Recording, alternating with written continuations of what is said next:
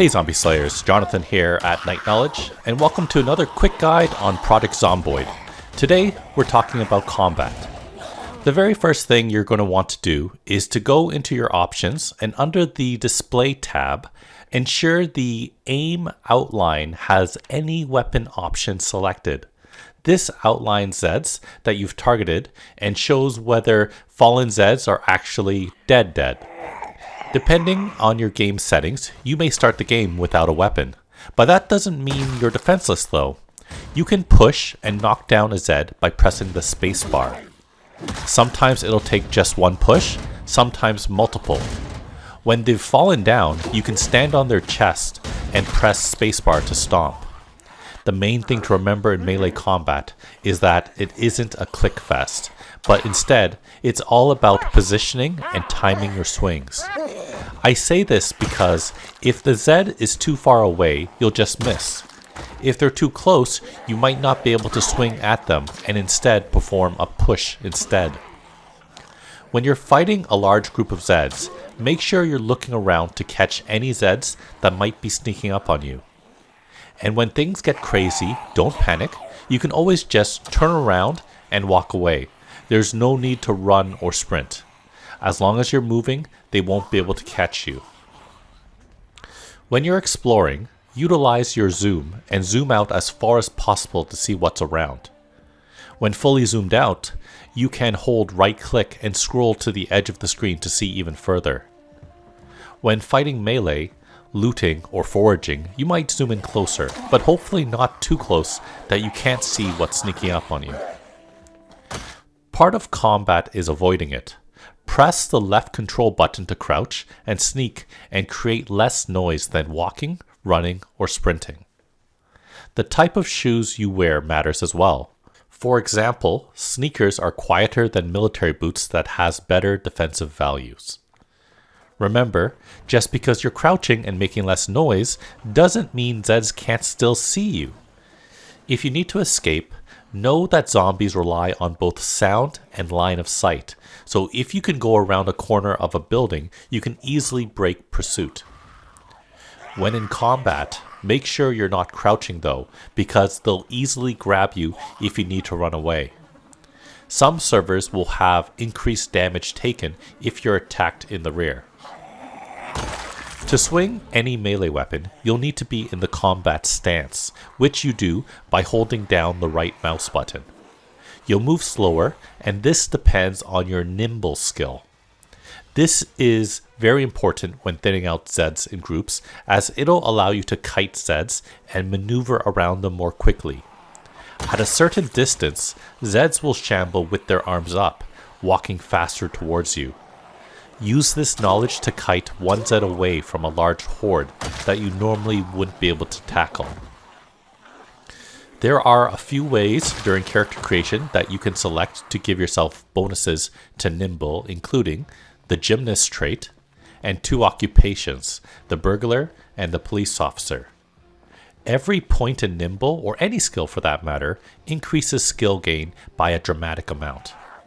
Even without Zeds around you, you can walk around in combat stance to gain experience, but without any bonuses through character creation, this can take a long time.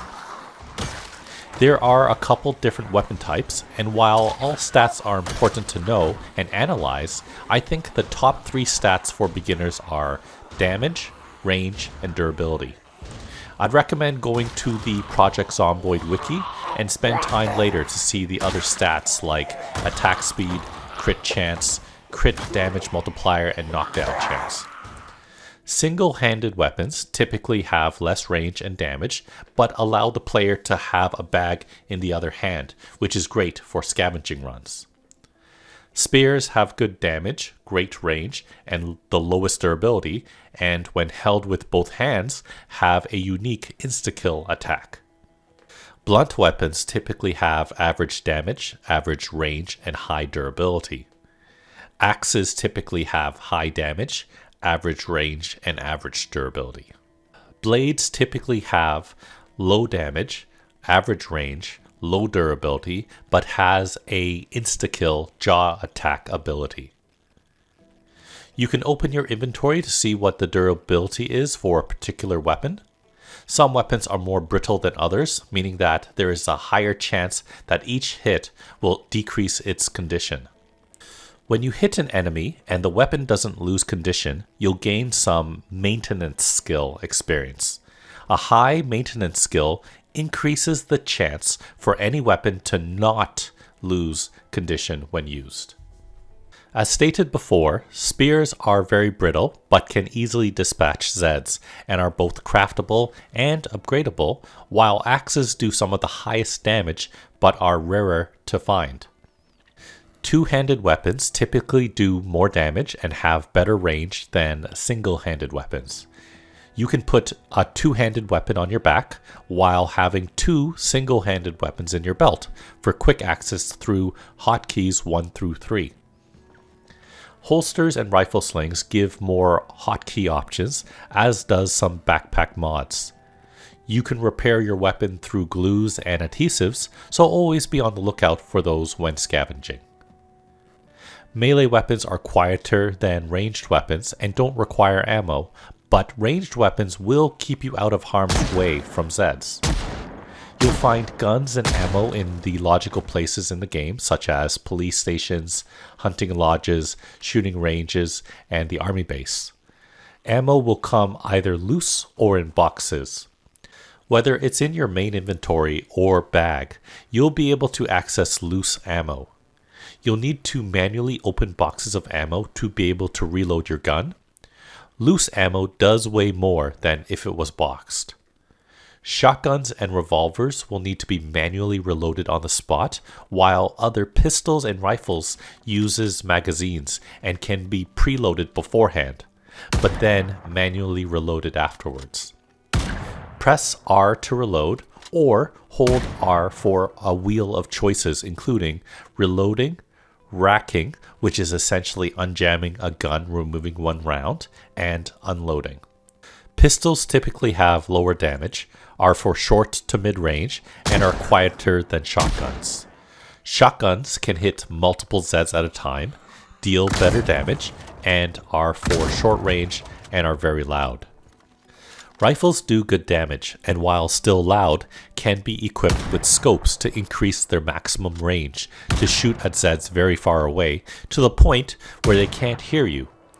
So we'll wrap up this video with some final thoughts on combat in Project Zomboid. In my opinion, when facing a large group of Zeds, always kite and look behind you periodically to make sure nothing is sneaking up on you. If you have a vehicle, try to kill Zeds off the main street, as there is a chance to puncture your tire by running over them. You can always move corpses, but it is a tedious endeavor.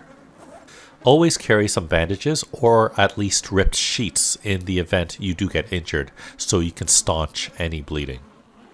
So that is my beginner's guide to Project Zomboid. I hope it helped you out. If you have any questions on combat, please leave them in the comments below. Same thing if you want to see a guide on a specific topic. Check out the rest of my channel for other videos on Project Zomboid, video games, board games, and other fun things. Thanks for watching, and I'll see you next time.